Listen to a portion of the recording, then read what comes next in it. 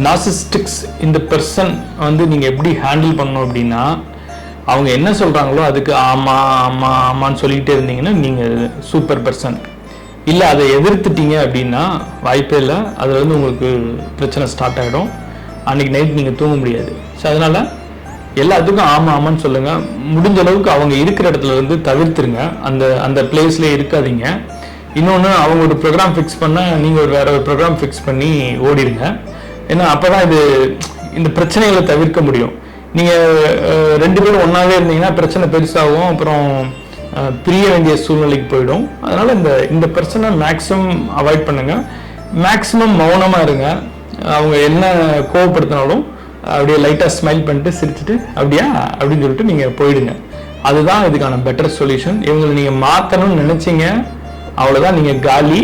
அதை தெரிஞ்சுக்கோங்க. ஏன்னா யாரையுமே மாற்ற முடியாது. லேர்னிங்கிறது வந்து அதுவாக வரணும். நீங்கள் சொல்லி கொடுத்துலாம் வரவே வராது. அதை தெரிஞ்சுக்கோங்க. ஸோ அதனால் இவங்கள்ட்ட இருந்து எப்படி உங்களை பாதுகாத்துணுங்கிறத ரொம்ப கேர்ஃபுல்லாக டீல் பண்ணுங்கள். கண்டிப்பாக லைஃப் சக்ஸஸ்ஃபுல்லாக இருக்கும். தேங்க்யூ. எதிர்நீச்சல்.